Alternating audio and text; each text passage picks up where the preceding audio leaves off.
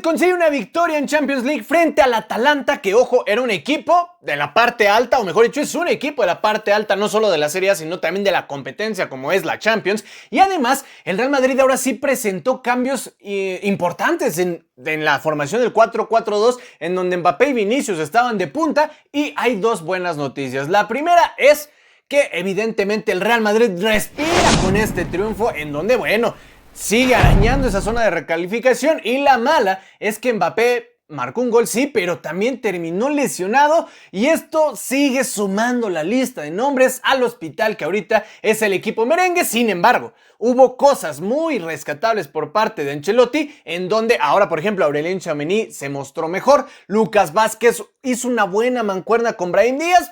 Cosas interesantes. Ahorita lo analizamos tácticamente. Antes te dejo el top de los mejores y los peores jugadores que nosotros elegimos en este partido. Obsérvalo bien. Vamos con lo mejor, en donde ponemos a Jude Bellingham, a Vinicius Jr. y a Ademola Lookman, 2 del Real Madrid, 1 del Atalanta. En lo peor ponemos a Kolasinac, Mario Pasalic y Berat Djimsiti, los 3 del Atalanta. Empezamos con lo táctico y te explico. Atalanta arrancó con un 3-4-1-2 y el Real Madrid con el 4-4-2. Ojo con esto, particularmente ahora sí puso a Lucas Vázquez como lateral, Aurelien Tchouaméni como central al lado de Tony Rüdiger y Brahim Díaz acompañando ese costado. En medio campo sí estaba Dani Ceballos y Fede Valverde, los cuales creo que fueron de los de la actuación más discreta por parte del Real Madrid. Sin embargo, cumplieron bien su función de ser los que repartieran el juego hacia los costados. Un punto a destacar. De entrada, cuando vi a Tchouaméni como central, sí dije, a ver, vamos a ver cómo funciona el experimento. Y la sorpresa es que realmente bien. Se le nota muy cómodo cuando se sabe, ya no tiene una presión de cubrir una zona específicamente en el centro, sino uno de los 3 carriles centrales, y de aquí él contener el balón, hacer recorridos en diagonales pero hacia atrás y no tanto hacia adelante, descuidando su zona, y se le notó muchísimo. ¿Por qué? Porque evidentemente no le tocó una tarea fácil tratando de marcar a Lookman, el cual prácticamente en todo el partido se salía mucho de la misma área para meterse como un tercer extremo, ojo, si el ataque venía por ese costado. Por eso en muchas ocasiones veíamos a Mbappé y de igual manera a Vinicius siendo la primer línea de defensa, pero siempre tapando la línea de pases entre los centrales y los contenciones. De hecho, los laterales o los centrales laterales habilitados de el Atalanta fueron los que más la sufrieron, no solo en los pases a profundidad, sino en los recorridos, obviamente por marcar a velocidad. Para noticia o novedad de nadie, Mbappé cayó en el primer intento en un fuera de lugar. Sin embargo, en el segundo se recuperó de una manera sensacional por un punto. Vamos a destacar esto: cuando el Real Madrid atacaba, naturalmente se abrían los centrales y avanzaban Lucas Vázquez y de igual manera Fran García. Tuvieron bastante llegada, pero siempre respetaban el movimiento de Vinicius o de Mbappé, los cuales iban a tratar de meterse entre líneas de centrales. La situación, el primer fuera de lugar que tuvo fue justamente al arrancar, cuando ya venía Lucas Vázquez o Brahim Díaz bastante pegados al extremo del campo, y aquí en espacios tan cortitos, naturalmente el delantero es el que tiene que ir marcando la pauta, y habilitan acá. Así no se pudo. Cuando sí lograron hacerlo fue justamente cuando se construyó una jugada desde Lucas Vázquez, Brahim Díaz, Dani Ceballos, volvieron a triangular, y detrás de Mbappé, no aprovechando hueco entre centrales, sino moviéndose para jalar la marca.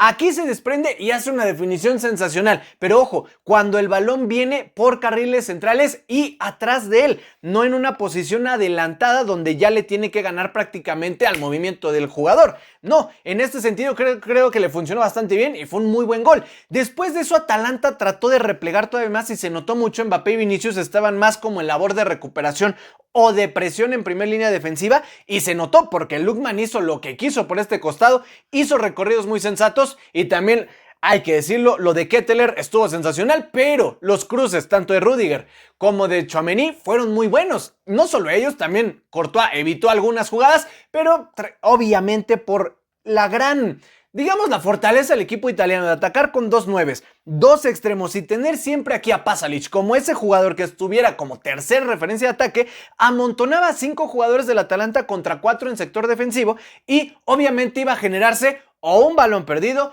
o varios buscapiés, o muchísimos tiros de esquina, o un penal, y terminó sucediendo esto último, en donde por algún cruce sin intención de Tchouaméni terminó cayéndose y fue un penal que vaya, lo de Ketteler lo cobró de una manera brutal. Así nos fuimos al medio tiempo, pero hay que destacar algo. Mbappé ya se había ido por lesión, entró Rodrigo y ojito, Rodrigo cambia de banda con Vinicius Jr. y esto es oro puro, porque la instrucción de Ancelotti fue: ok, vamos a tratar de hacer los avances en transición rápida, es decir, saltando líneas, aprovechando los huecos entre centrales que se van a tener que abrir cuando por alguna razón Rodrigo tenga que aperturar o Vinicius quieran buscar la banda. Y bien, pero si te diste cuenta, Rodrigo y Vinicius, sí, no dudo que no lo hicieron, trataron de buscar extremos y de aquí interiorizar, pero más que nada estuvieron buscando perforar por los huecos entre centrales. Y justo ese fue el primer punto. El segundo es, si supongamos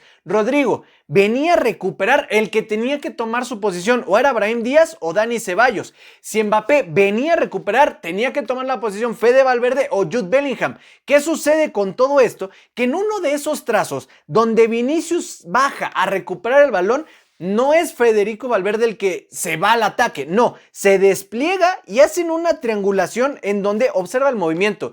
Vini baja, Fede Valverde se recorre y Vinicius toma y Jude Bellingham se adelanta. Y de uno de esos movimientos, Vini le pone un pase precioso entre centrales a Jude Bellingham, el cual, vaya, termina aprovechándolo y marcando un verdadero golazo en donde, hay que decirlo, el Real Madrid es una locura cuando quiere jugar. El tercer gol cayó como una, digamos, una consecuencia de lo mismo, amontonamiento entre los centrales y bye. Pero André Lookman seguía siendo de las suyas. El tema es que parece que el Atalanta trató de jugar sus partidos, sus fichas, como lo trata de hacer siempre, y le había funcionado, pero se topó con la muralla de Courtois, que también tuvo 2-3 atajadas importantísimas.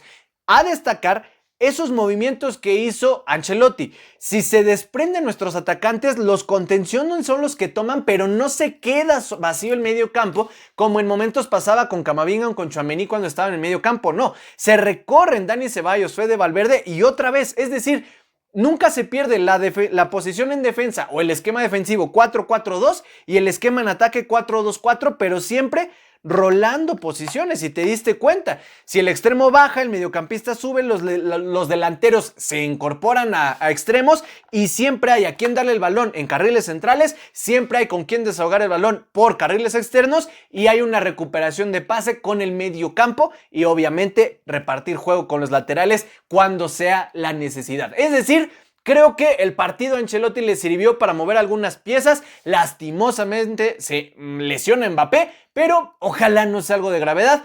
Con este triunfo el Real Madrid respira y el Atalanta se quedó con ese sabor de arañaron el empate con una última jugada que, qué barbaridad, era más fácil fallarla que meterla. Pero bueno, es lo que nosotros notamos en este partido. Si tuviste algo más que quieras agregar, comentar o alguna conclusión que quieras aportar, todo por favor déjalo en la cajita de comentarios.